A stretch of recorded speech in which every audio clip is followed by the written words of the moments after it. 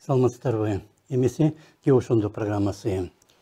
Жеңиш Молдокматовдун жактоочусу бүгүн журналисттерге ага расмий түрдө дагы бир күнөө угузулганын билдирди.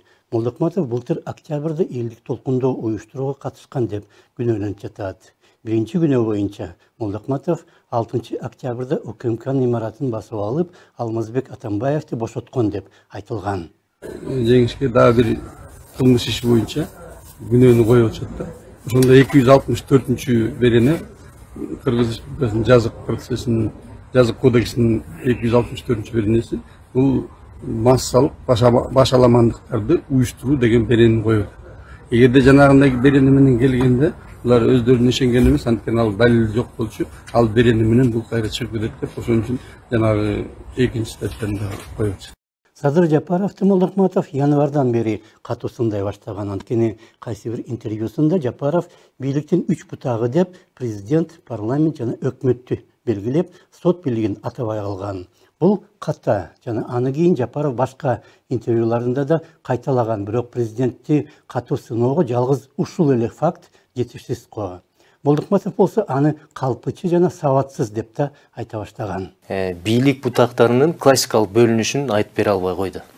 Ал эмне деди? Парламент, президент, өкмөт деп койду. Экинчи, экономикалык сабатсыздыгын көрдүм. Саясий сабатсыздыгын көрдүм, маданиятсыздыгын көрдүм жана калпычы экен. Ар бир жерде калп, ар бир жерде жалган айтып келатат. Анын бири жетимтоо. Молдокматов менен кошо бир нече митингге чыккан Телекмат Күрөңов 15 мартта кармалгандан кийин Молдокматовдун сыны күчөгөн. Күрөңов болсо бийликти басып алууга аракет кылган деп күнөөлөнгөн, бирок бир айдан кийин үй камагына чыгарылган. Күнөө коюуга канчалык күчтүү факт бар экени коомго өтө деле белгисиз. Социалдык тармактарда болсо Күрөңов жазган айткандары үчүн гана куугунтукталып жатат деп айтылууда. Бүгүн жаңы келген бийликтин адилеттен тайган биринчи күнү болду. Ошол эле учурда президент мырза өзү Facebook аккаунтунда депутаттарды, жарандарды, каршы сүйлөгөндөрдү комментарий кылып жазып атат. Анда эмне үчүн өзү жооп бербейт? Кудай кааласа, бүгүндөн баштап чыныгы адилеттүүлүк үчүн, мыйзамдуулук үчүн күрөш башталды деп эсептейм. Кайрыларым, бардыгыбыз биргели бир муштумдай бекем туралы. Молдокматовго коюлган экинчи күнү орчунду болуп чыгышы мүмкүн.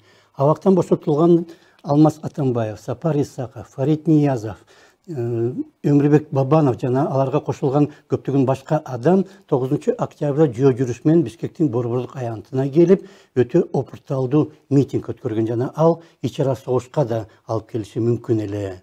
Молдокматов ал митингде Атамбаевдин жанында турган. Урматтуу кыргызстандыктар, мына 5 октябрда ушу шайлоодо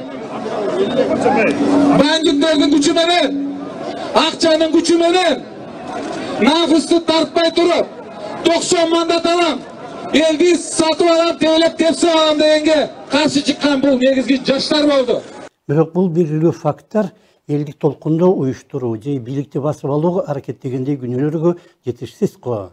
Адвокаттар күнөөлөнгөндөрдү болушунча актап, прокуратура болсо колундагы факттарды толук ачыктабаганы маселени ого бетер татаалдаштырууда. Жалпысынан алганда болсо, Текебаев айткандай, октябрь окуяларын унутуп салса деле болот эле, анткени ага катышкан кайсы болбосун адамды күнөөлөсө болот. Жеңиш Молдокматовду камакка алуу бул саясий куугунтуктоонун бир көрүнүшү. Мен бүгүнкү бийликтегилерге кайрылгым келет. Садыр, Камчы жана башкаларга. Мен жанагы айткан 10 күндү ошол боюнча биз жабышыбыз керек. 6-сынан 15-не чейин эч ким мен мыйзамдууракмын деп айта албайт. Кимдир бирөөлөргө күнөө коюлуп, ошондой эле иш жасаган башкалар күнөөлөнбөй жатканы орчундуу суроо жаратат. Ошондо саламатта калыңыздар.